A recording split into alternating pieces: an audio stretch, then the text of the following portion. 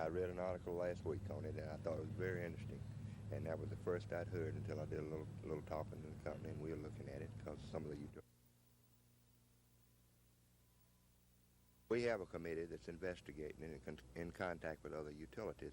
It seems that in the southern states, that since this device would be used to keep customers with some amount of electricity during severe weather, that it's probably not quite as applicable down here or useful as would be in the north. We already have a policy, as you know, that we do not cut customers off if the temperature is predicted to go below freezing. And if it does here in Alabama, it never stays at below freezing for many days. So it doesn't seem very useful here, but we haven't made that final decision yet.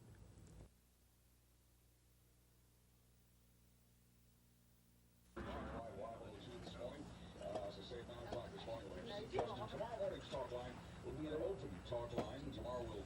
You play on the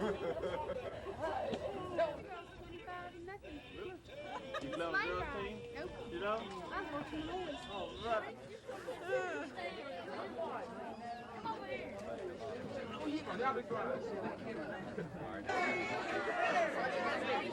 Good chant going. Good chant. Jason, quit it. Jason.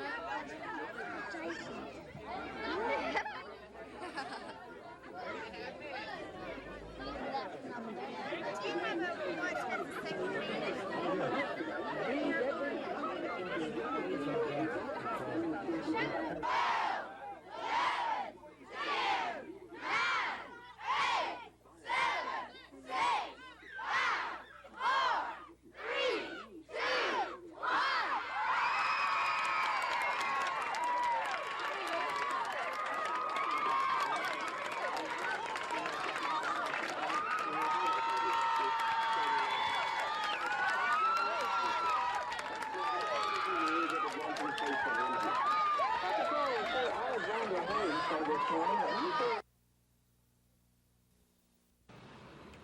Pat Williams filed for bankruptcy on March 29th. The Montgomery architect was hired in September of 1980 to work on the Young Ford Cedar Park project. The Office of Housing and Urban Development put up $2.6 million for the restoration.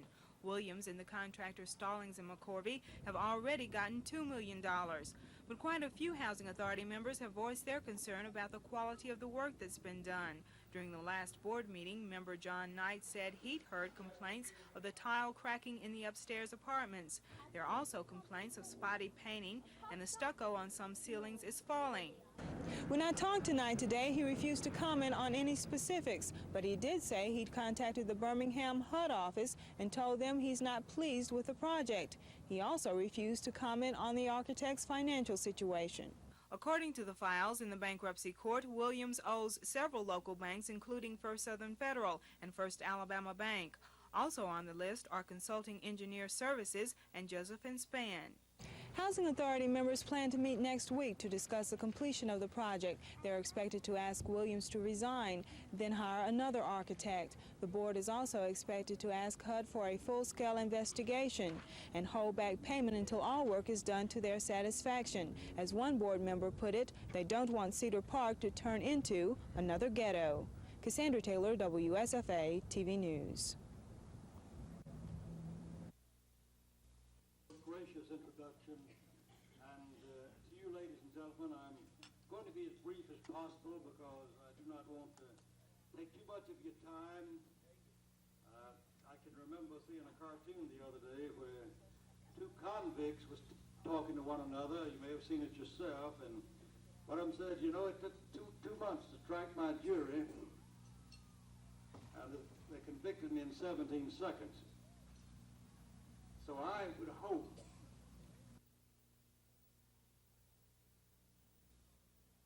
stepping out, having the courage of our convictions, forgetting.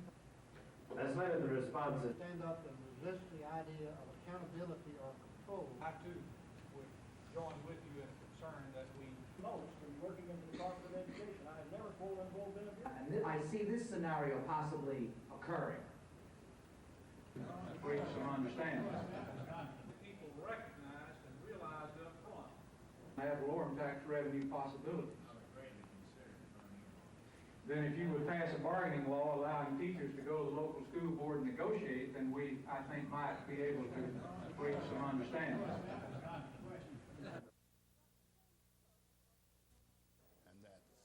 Dr. James Cook works at Lomax Hannon Junior College, a small private black institution in Greenville. He and several other educators attending today's meeting agree that continued financing for their institutions is their primary concern. Our junior college is being affected by the cutbacks and by the Reagan program. And of course, when you have the lack of money, that means the lack of many other things. Cook says the enrollment at Lomax Hannon was 129 this year, but financial difficulties reduced the number of students to 71. Cook says he's glad the educators on the panel are aware of the financial problems. Now he says solutions must be found. Predominantly black institution, Alabama State, has fallen prey to funding cuts on the state and national level. That is that we hope for and anticipate that the state will be able to provide increased finances in order that we can provide the services to the public or the citizens of Alabama that we are expected to provide. And at the state's largest university system, Alabama, Dr. Tom Diener offers a possible solution for all educational institutions. It's very, very important that not only K through 12, but higher education be in a position to tell the people, to tell the legislatures the needs of our colleges and universities and of our schools. Kim Davis, WSFA TV News. A very poor job. We have many effective Some educators are also worried about funding their institutions 10 years from now. Alabama Commission on Higher Education Executive Director Dr. Joe Sutton predicts college enrollment will drop 25% by 1992. But Sutton is optimistic, however, saying the decline won't be as severe in Alabama as in other states, although the growth won't be significant. The panel also discussed the political environment affecting higher education. Dr. Sutton led the discussion, saying dollars earmarked for education is determined by, quote, dedicated taxes that go in the trust fund and not by the legislature, governor, or number of students. But education leaders say as dollars to schools decrease, competition among institutions for funding becomes acute and tension mounts. Educators say institutions must make sure they're doing the best job with limited resources. Also on the political front, Dr. Paul Hubbard says passing the current use property tax bill isn't the answer to funding woes. He says the measure would eliminate revenue support from rural school systems, while Alabama property would soon be owned by out-of-state conglomerates. And educators are also concerned about what was termed bureaucratic entanglement on Capitol Hill. Kim Davis, WSFA TV News.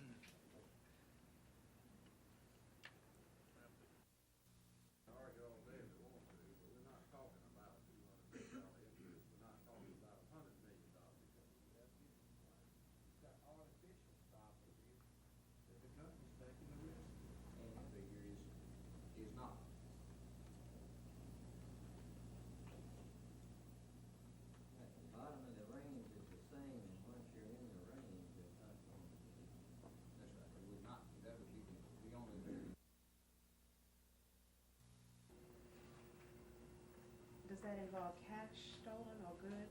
Admitted his guilt of it. Was he suspended before he was arrested? Or? An accident investigation. Two. Wasn't Adams in an accident? How was his money taken? Who was involved in that? He was. I'm sure somebody was trying to make his bond just a short time ago. I'm sure he will be.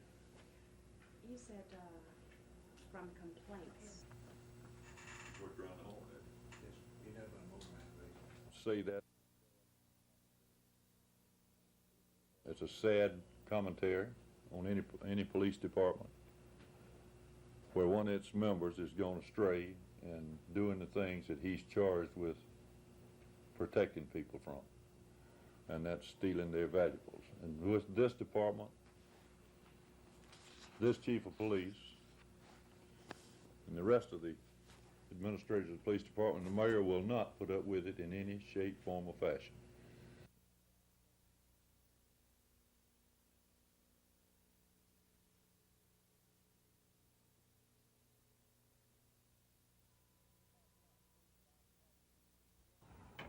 The South Y closed last August because of growing financial troubles. What was proposed to the City Council was that city funds could be used to restore the Y and make it into a therapeutic center for the city's handicapped citizens. But this afternoon, Councilman Donald Watkins and Joe Reed both said handicapped people were being used for political purposes. Reed said the handicapped are being used to bail out the YMCA, and everyone knows it.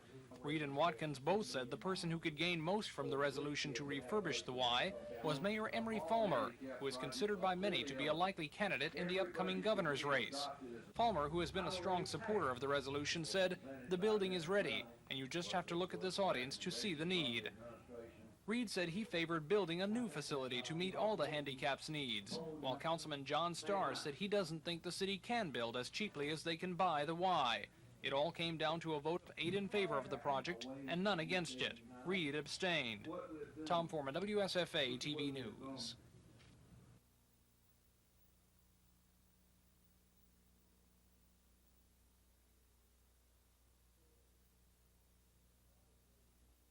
Has bothered me for the same 2 years for the same reason primarily. To be very frank with you and with all these fine ladies and gentlemen, no matter which. The medical care for veterans, which that thing's coming up tomorrow, and we got to get the regular order of business. I was voting against everybody but me. So you in substance helped kill your own resolution, Senator Callahan.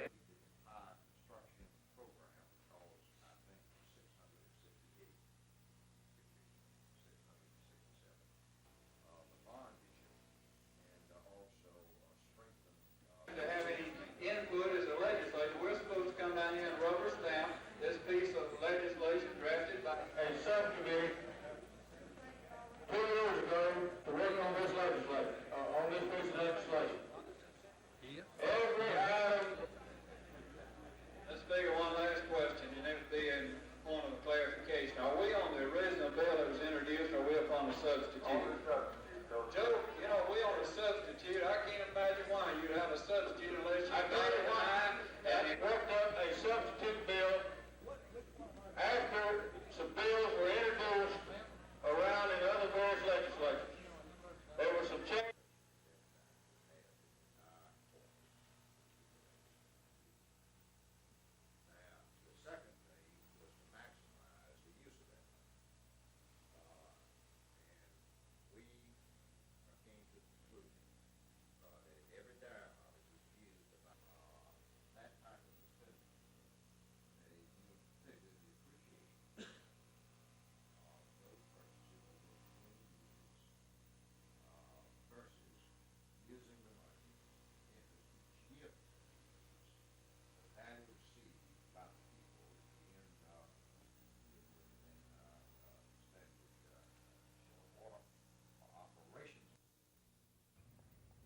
Strong support for the resolution to refurbish the Y with city funds and establish the therapeutic center came from Mayor Emery Falmer, who said this afternoon, "You just need to look at this audience to see the need." And it's Mayor Falmer that some council members say can gain the most from the resolution. Councilman Donald Watkins says Falmer was using handicapped people and the Y as a political football, alluding to suspicions that Falmer will seek the governor's office. Councilman Joe Reed said he wanted to see a new facility built to meet the handicapped needs, but Falmer was using the handicap to bail out the financially troubled Y. But the audience was clearly behind the final decision of the council, a vote of 8-0 in favor of what is expected by many to amount to the city buying the Y. In other business, after weeks of debate, the council voted to give as much as $400,000 in city funds and services to help build a new community center at Brubaker Junior High School. Tom Foreman, WSFA TV News. We know that.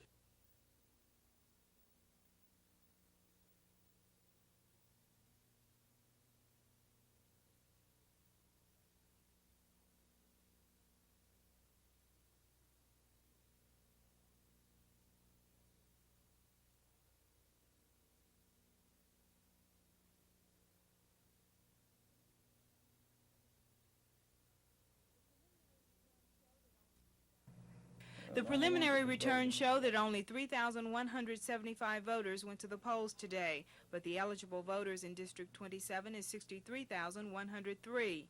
Even with the low voter turnout, Teague won by a substantial margin.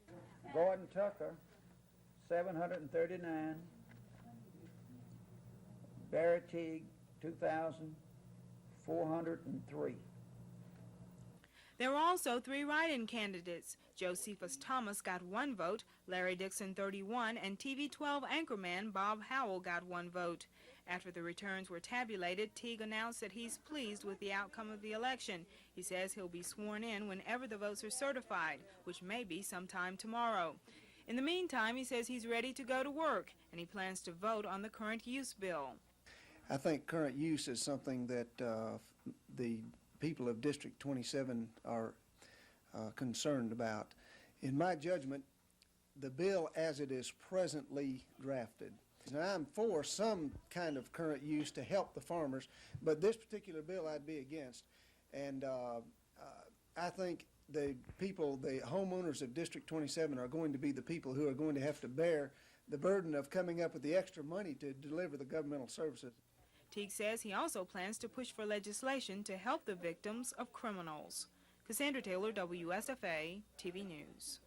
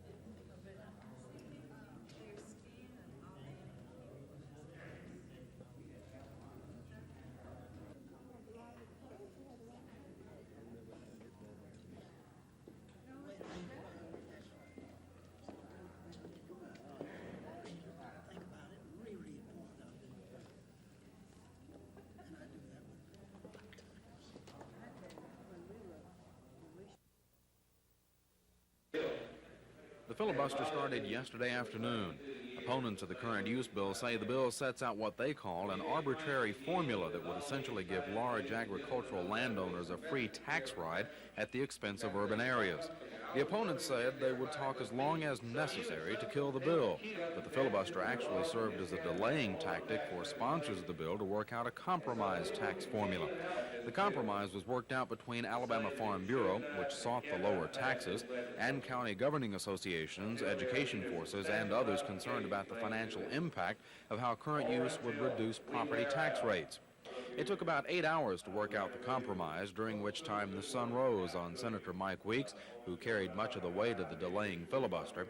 Shortly before 7 this morning, the compromise was revealed to those few senators present, but a vote on the agreement was delayed until this afternoon, when all of the senators could decide if they liked the decision.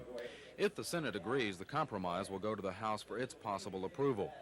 While current use, if passed, is said to reduce property taxes, it will actually increase taxes by about $100 million instead of the $125 million expected when property is reappraised later this fall.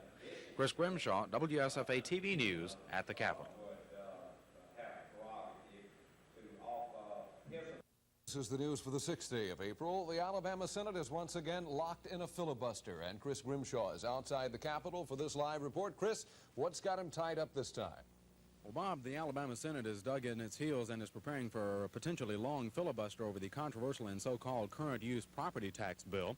There are about 10 senators who say they are committed to talk as long as necessary to kill the bill, which they say gives large landowners a free ride on property taxes and shifts the burden of land taxes to urban areas. The 20 or so supporters of the bill say it will give farmers a break on property taxes by assessing land values at their current use rather than their potential use. The filibuster is expected to last through the night. Governor James today had some harsh words about current use, saying he would work to kill it. The governor also blasted the legislature for the 16% teacher pay raise, and that is all part of the education budget. The House, meanwhile, is holding on to the education budget where it hangs in limbo because it lacks enough votes to get its final passage. The Alabama Education Association-backed members said they would try for that final vote, but the House was tied up on at least 2 controversial bills. One would join Alabama with 6 other southeastern states, forming a low-level nuclear waste compact. While supporters of the bill say it would allow the state to keep taking its nuclear waste to South Carolina's nuclear dump site, opponents say it would also open up the door for Alabama to be chosen as the next nuclear dump site. Another controversial bill creates a junior and technical college chancellor, which supporters say will free up the state school superintendent to concentrate more on elementary and secondary school problems. Earlier today, Governor James convened the Alabama Heritage Trust Fund Board of Trustees, which will handle the investment of the state's $470-some-odd million in oil windfall money. This is the first step in the governor's plan to his massive construction program. There was some controversy among legislators about the select investment firm that will handle the program for about $12 million in fees. But Governor James defended the choice by saying the firm put the program together and has a good track record for investing. Right now, the Senate is still in session, and that filibuster is expected to continue, and we will also continue. Reporting live from the Capitol, Chris Grimshaw, WSFA TV News. Thanks, Chris. We'll check back with you tonight at 10. Tonight, a filibuster sparked by the controversial current use bill continues in the Alabama Senate, while on the other side of the hall, the House has ended a filibuster over school attendance of private school students. Chris Grimshaw standing by at the Capitol with a late report. Chris? Mac, for about 9 hours, a handful of about a dozen senators filibustered the current use bill, and during that time there was a great deal of talk that there was a possible compromise in the brewing over that current use proposal involving the sponsors of the bill and also Alabama Farm Bureau President Goodwin Myrick, who has been the spearhead behind the current use proposal. Even if there is no compromise, of which there are very few details, if any at all, even if there is no compromise, the senators who are opposing the bill, most of them from rural or urban areas, say they are prepared and geared to talk all night long and as long as necessary to kill the current use proposal. Earlier in the day, the House of Representatives found itself in a short filibuster over a bill that would exempt church schools from having to file mandatory student attendance records with the Department of Education. It would also exempt them from having to file have to follow the curriculum program mandated by the Department of Education and also exempt them from having to hire certified teachers. The bill was overwhelmingly passed by the House, with a number of the representatives saying it was time that church and state be separated in education as well. There were, however, a handful of education-backed House members who said that this bill, while they still believed that a number of church schools would do a good job, this bill would open the door for a few bad church schools to abuse the program, which would ultimately hurt the students in that program. Earlier in the evening or earlier in the day, the Alabama House delegation came up with a bill that provided a $7,500 expense allowance for the Montgomery County tax assessor and tax collector. This expense allowance would last until 1985, when their annual salaries would be increased by that amount anyway if 2 bills providing for that are passed during this session of the legislature. But Senator Cordy Taylor over in the Senate says that this is just an attempt to circumvent a law that prevents any elected official's salary being increased during his current term, and he says he'll vigorously oppose that measure. Reporting live from the Capitol, Chris Grimshaw, WSFA TV News. Thank you, Chris. The political storm. J. Smith Company officials say they moved to Montgomery from New Jersey 3 years ago to expand their plant operation, which manufactures commercial plumbing and draining materials. Smith's California plant that makes fire equipment is prospering, but lately, company officials say business here has been stymied by 2 major factors hurting most industries: an overall sluggish economy and high interest rates. We're now feeling the effects of the housing slowdown that's affected the commercial building here across the country. Do we expect it to pick up anytime soon? Unfortunately, we don't think so. We're looking for signs. We hope by the end of the year it will. But the near term doesn't look real favorable right now. But the Smith Manufacturing Company has been luckier than most. During its 56-year operation, only 20 employees have been laid off, 13 of them this year. But Smith doesn't blame the slowdown on Reaganomics. In fact, Smith says he supports President Reagan's new economic plan And he, like the president, hoped the economy will soon turn around. But Smith and economists admit things don't look too promising right now. But as Smith put it, you've got to bleed before you get better. Kim Davis, WSFA TV News. J. Smith Company officials say they'll be meeting with their employees soon to talk about business, which they label as sluggish. Company president J. Smith says several workers have been concerned about the future of the plumbing industry. Smith tells them, we were told you'd have to bleed before you get better. In other words, there's going to be a time period before the thing turns around, and we subscribe to that. We don't like it, but we're trying to hold on and until this thing turns around, and we're optimistic that it will. The Montgomery plant manufactures plumbing and draining materials for commercial businesses. Smith says high interest rates and an overall slow economy have caused a backup in the family business, but Smith's company has been luckier than many other manufacturing companies. Only 20 of his employees have been laid off since the company was founded 56 years ago, 13 of them this year.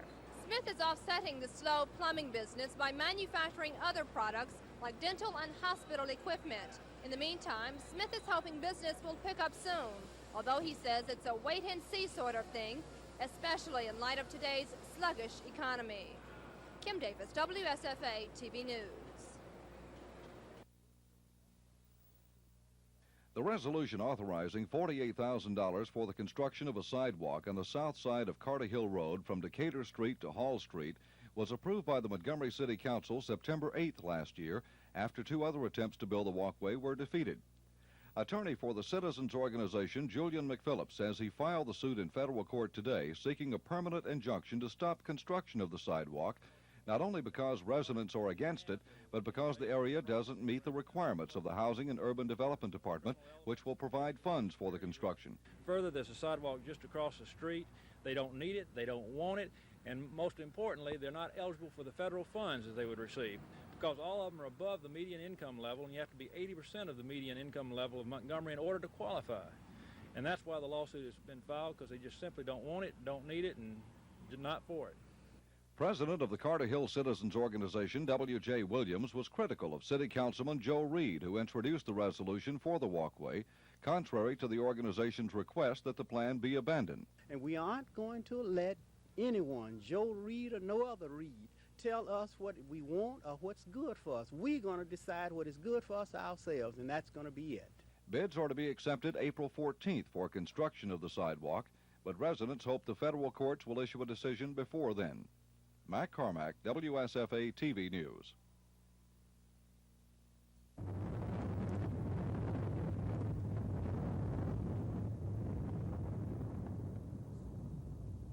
Side of frame, huh? That's a building.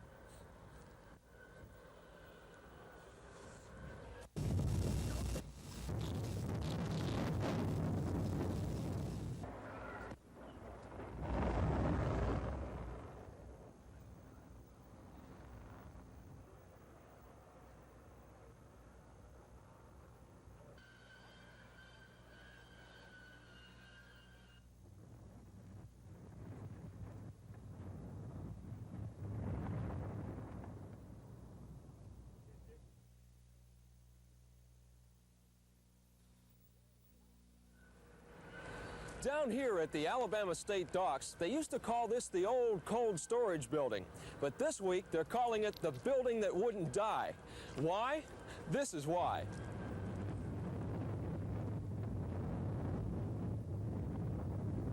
That was Sunday, April 4th, the first time demolition experts tried to level the building with 150 pounds of dynamite. They want to make room here for modern grain elevators, but the building stood, and that surprised the contractor. When it does come down, how are you going to feel then? Well, the same way I feel now. You know, we're here to stay. We'll get it. Folks who designed this plant built it to stand strong against Gulf Coast high water and hurricanes. So far, it's doing much better than that. Demolition experts came right back the next evening with 185 sticks of dynamite. Did the building go down? No. So in a couple hours, they tried again. That's right, still standing. Tuesday, they set off more charges. Right again, still standing. They just don't make them like they did in 1936. 1 million bricks stubbornly stacked 5 stories high and walls to 20 inches thick. But the contractors are stubborn too. They'll give it another shot.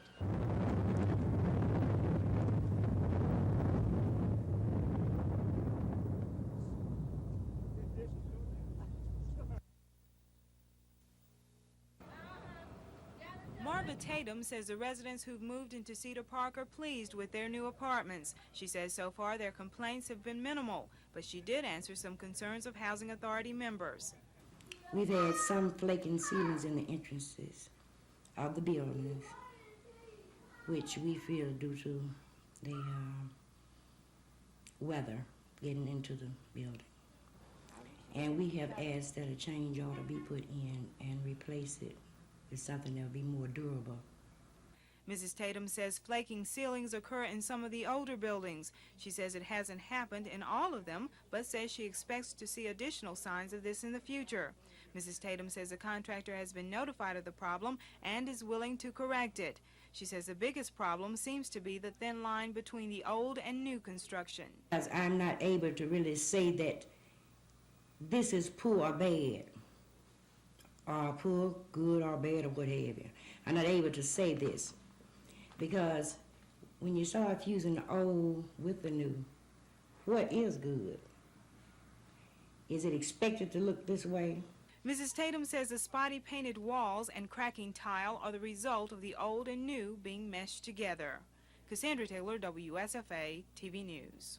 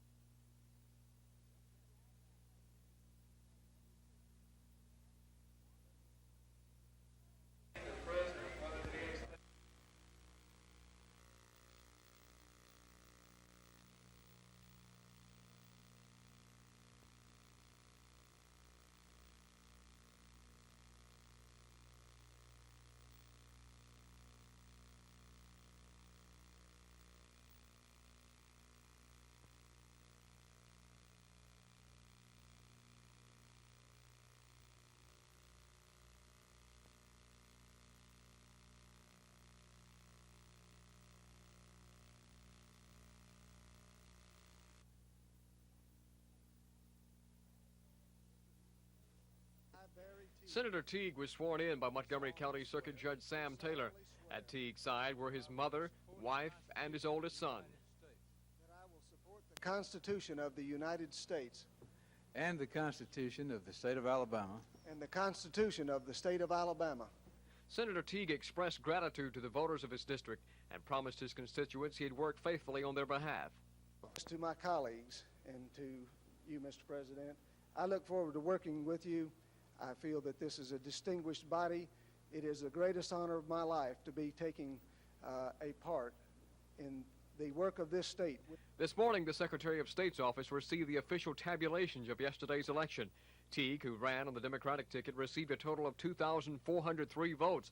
His opponent, Gordon Tucker, received 747 votes.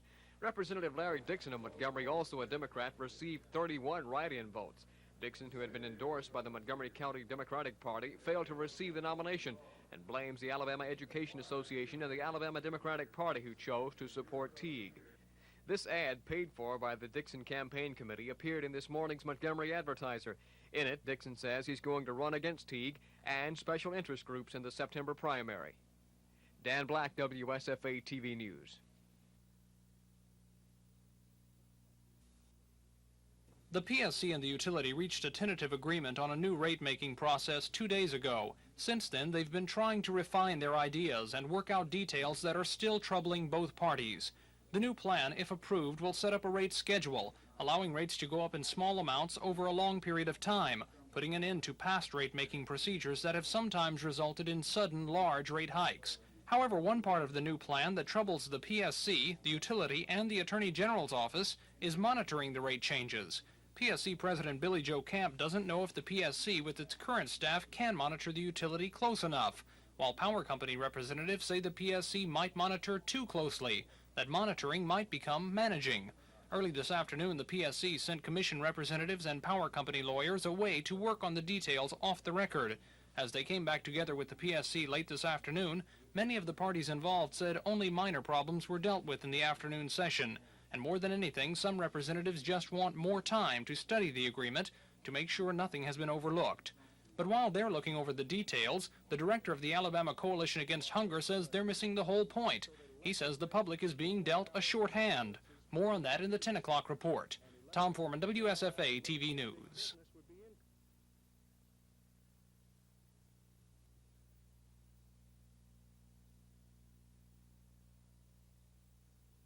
Like our schools are very adequate to teach leadership. They are responding beautifully. I believe as each year goes by, all ought to want to be to really be good leaders. Leadership is a priceless commodity. True leader for the city.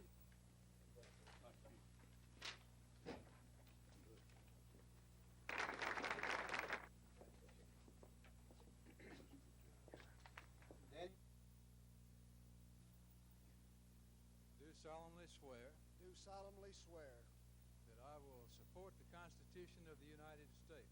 that I will support the Constitution of the United States. This is indeed an humbling experience.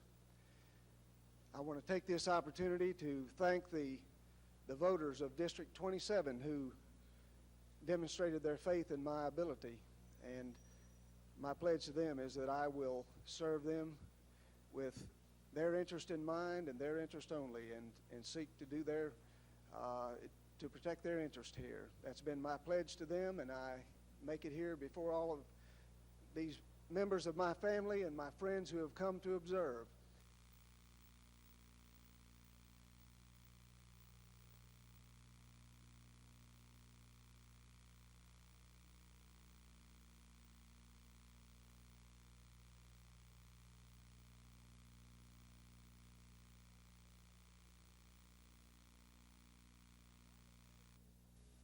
Marva Tatum says 80 families have moved into Cedar Park. She recently did a survey in which the majority said they're pleased with their apartments, but she says there are some minor problems.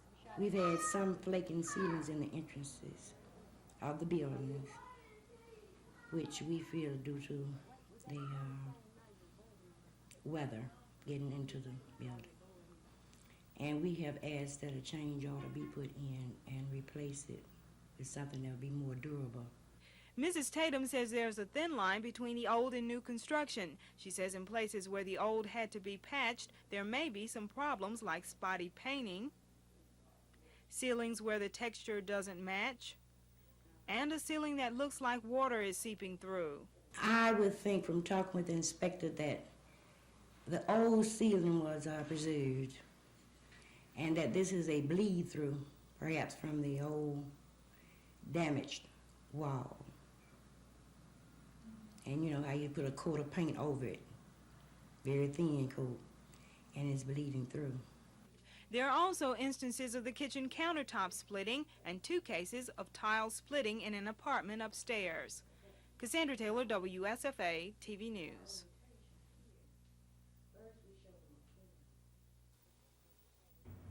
The director of the coalition, Bill Edwards, says the horse trading agreement between the PSC and Alabama Power will give the utility a $236 million increase this year, an increase he says consumers can't afford. The utility and the commission met today trying to work out final details in a new rate plan. If approved, some parties involved say the plan will make history in the state's rate determining process. The new plan proposes a schedule of gradual rate changes spread out over months, instead of large rate changes every year or so, as often occurs under the current rate-making process. But while many people involved in formulating the new plan say it will make things easier on consumers, Edwards says it ties the hands of the PSC. It appears to us that the Public Service Commission, despite their rhetoric of last year, has caved in to pressure from the utility and from the state Supreme Court. Edwards says he plans to run for a seat on the PSC and predicts if the proposed new rate plan was put to a vote by consumers, it would be overwhelmingly rejected. But the plan has still not yet been finalized. Today, several parties involved, including a representative of the State Attorney General's office, raised questions about the plan. Among others, how closely will the company be watched to make sure guidelines established in the new plan are followed? Tom Foreman, WSFA TV News.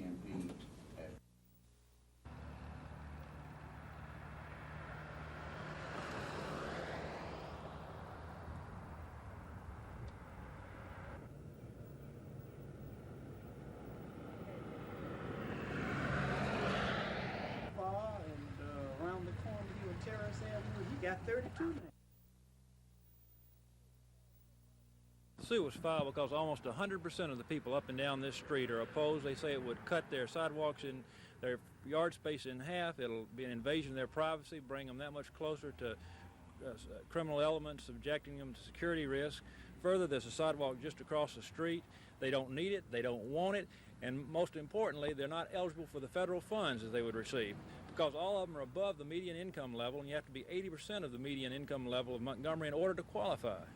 And that's why the lawsuit has been filed, because they just simply don't want it, don't need it, and not for it.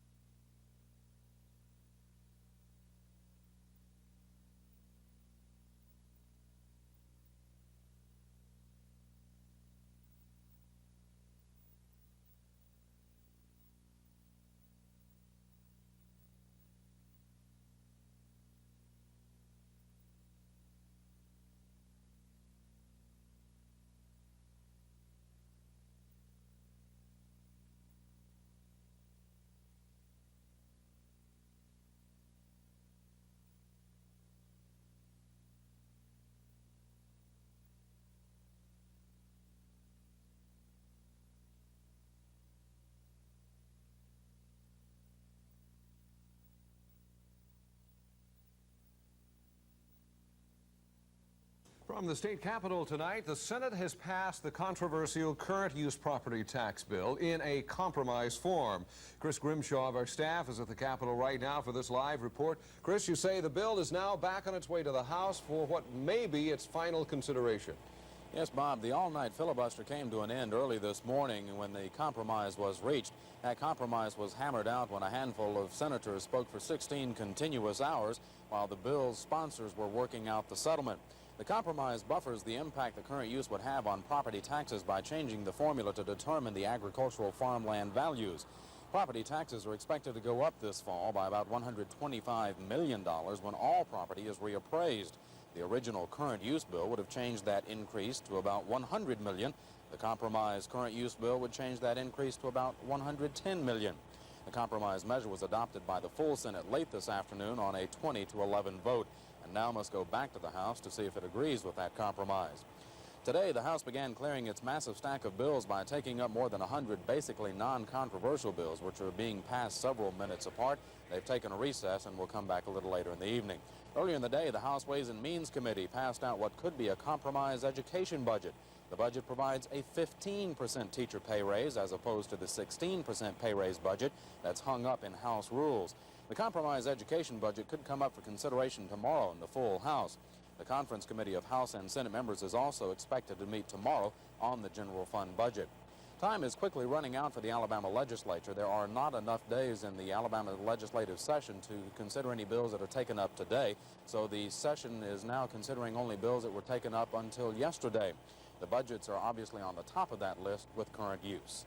Chris Grimshaw reporting live for WSFA TV News at the Capitol.